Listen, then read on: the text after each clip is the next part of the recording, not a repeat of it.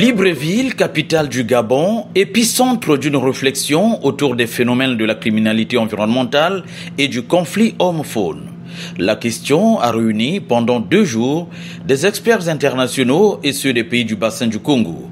Organisé par la co-facilitation de la France, du Gabon, de la COMIFAC, de la CEAC et du PFBC, le partenariat pour les forêts d'Afrique centrale, cette conférence internationale sur la criminalité environnementale et le conflit homme-faune dans la région du bassin du Congo est un grand moment d'interpellation, non seulement des pouvoirs publics, mais aussi de la société civile pour la prise des décisions et des mesures adéquates en vue de stopper ces actes qui contribuent au dérèglement climatique.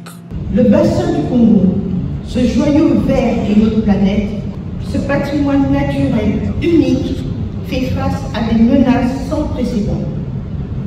La criminalité environnementale dans notre région, qui génère des profits illicites, estimés à plusieurs milliards de dollars annuellement, se caractérise par l'exploitation forestière illégale, la chasse commerciale illégale, le trafic d'ivoire, la surpêche, l'exploitation minière illégale.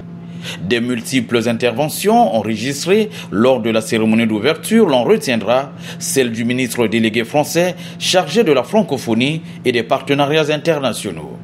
Tali Mohamed Souali s'est exprimé par visioconférence. J'étais justement au Congo-Brazzaville il y a quelques jours afin de faire avancer les projets contribuant à protéger les forêts du bassin du Congo. C'est un sujet qui me tient particulièrement à cœur. Nous soutenons le développement économique du bassin du Congo par des chaînes de valeur durables et œuvrons au renforcement de la coopération scientifique. D'une superficie de 267 millions d'hectares, les forêts du bassin du Congo regorgent plus de 1400 espèces animales.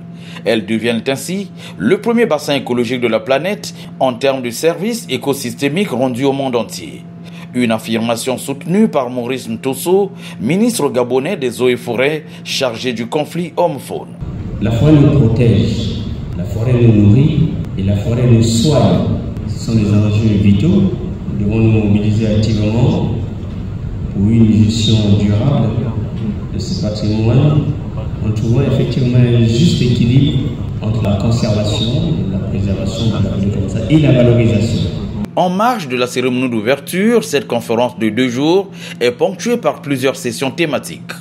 Les panels, animés par des experts en la matière, ont porté sur, entre autres thématiques, le pacte pour les forêts du bassin du Congo, les systèmes de paiement pour les services environnementaux, les enjeux environnementaux et les activités économiques, activités scientifiques pour la protection des forêts et actions en faveur des peuples autochtones du bassin du Congo. Plusieurs pays d'Afrique centrale ont renforcé les peines prévues dans le cadre des poursuites contre les crimes environnementaux et notamment les crimes fauniques. Et donc, quand les peines sont plus lourdes, il est très important de pouvoir apporter des preuves irréfutables. Sinon, les tribunaux vont avoir du mal à prononcer ces sanctions qui sont lourdes. Donc, c'est le sens des tests de génétique que nous proposons au laboratoire de l'ANP. Nous avons eu un écosystème qui était le premier au monde, étant donné que le premier clone d'eucalyptus a été fait au Congo dans les années 74. Nous sommes justement ici à cette réunion pour promouvoir des panels scientifiques pour encourager les jeunes à entretenir les forêts et à arrêter les crimes, à faire comprendre à la société que la forêt, nous devons prendre soin comme elle prend soin de nous par les services écosystémiques qu'elle nous rend. Et donc ce trouvage tombe à point pour lancer cet appel pour venir sauver le massif forestier.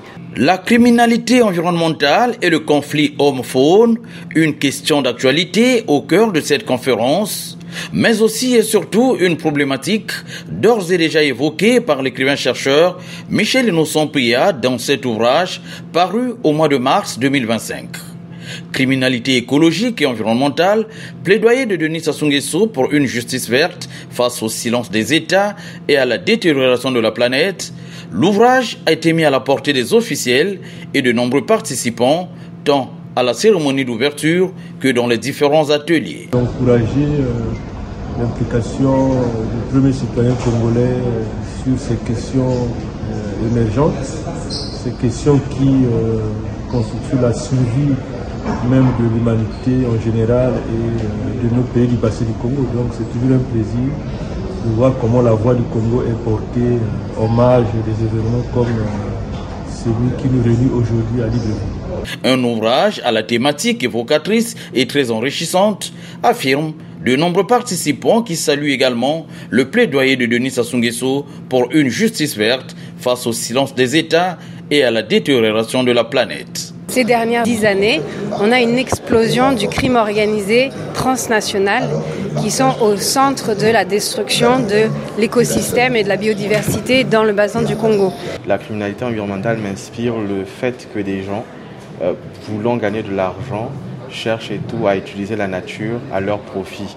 Mais cette utilisation se fait au détriment des générations futures. Donc on détruit la faune, on détruit les eaux, on détruit les océans, on détruit plein de choses. Et donc c'est une thématique qui nécessite une réponse forte, une réponse à la fois des autorités publiques, mais également de la société civile et surtout une conscience des populations sur l'enjeu de ce cadre de vie qui peut demain disparaître. La contribution de Michel Innocent Péa à cette conférence de Libreville s'est aussi manifestée par l'acquisition d'un stand pavoisé aux effigies des présidents Denis Sassou Nguesso et Brice Clotaire Oligui Nguema, tous engagés dans la lutte pour la protection de l'environnement. Le président, comme on le dit, il est avant-gardiste, il a été avant-gardiste. On dit souvent au quartier, acheter le problème. Il se met devant pour demander à ses confrères, à ses frères du monde entier que mettons-nous ensemble pour adresser ce fléau. Donc il y a une nécessité de coordination, il y a une nécessité de coopération. Donc le président était avant-gardiste et nous saluons cet effort-là. Nous félicitons vraiment le travail qui est fait par la plus haute autorité du Congo, le travail qui est fait par tous ceux qui sont autour de lui et nous encourageons les autres à en faire autant pour que ce SACER soit un exemple qui fait tache d'huile dans la sous-région.